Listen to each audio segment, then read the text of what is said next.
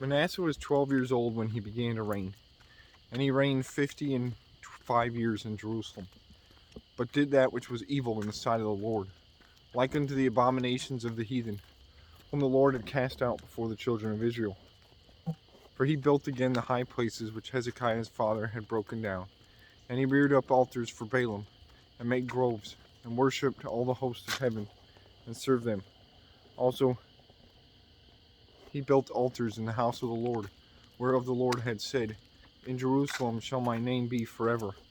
And he built altars for all the hosts of heaven in the two courts of the house of the Lord. And he caused his children to pass through the fire in the valley of the son of Hinnom. Also he observed times, and used enchantments, used witchcraft, and dealt with a familiar spirit, and with wizards. He wrought much evil in the sight of the Lord, and to provoke him to anger.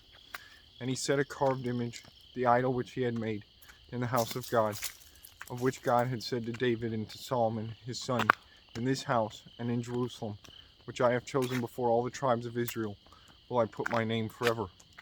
Neither will I any more remove the foot of Israel from out of the land which I have appointed for your fathers, so that they will take heed to do all that I have commanded them, according to the whole law and the statutes and the ordinances by the hand of Moses.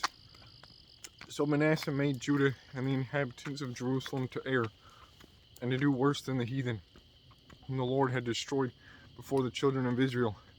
And the Lord spake to Manasseh and to his people, but they would not hearken. Wherefore the Lord brought upon them the captains of the host of the king of Assyria, which took Manasseh among the thorns, and bound him with fetters, and carried him to Babylon. And when he was in affliction, he besought the Lord his God, and humbled himself greatly before the God of his fathers, and prayed unto him.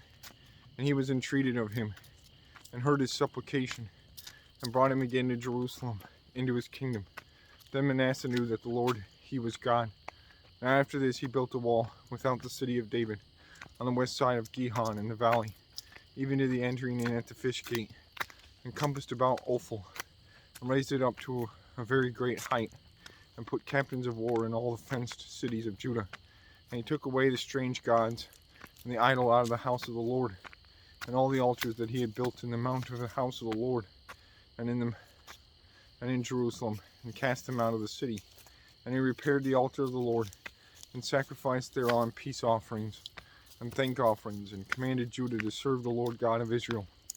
Nevertheless the people did sacrifice still in the high places, yet unto the Lord their God only. Now the rest of the acts of Manasseh, and his prayer unto his God, and the words of the seers that spake to him in the name of the Lord God of Israel, behold, they are written in the book of the kings of Israel.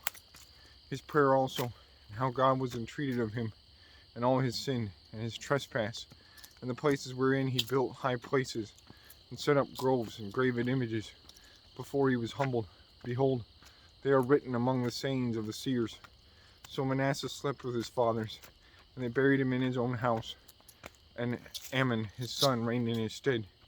Amon was 22 years old when he began to reign, and he reigned 2 years in Jerusalem. But he did that which was evil in the sight of the Lord, as did Manasseh his father. For Amon sacrificed unto all the carved images which Manasseh his father had made, and served them, and humbled not himself before the Lord, as Manasseh his father had humbled himself. But Amon trespassed more and more, and his servants conspired against him, and slew him in his own house. But the people of the land slew all them that had conspired against King Amon, and the people of the land made Josiah his son king in his stead.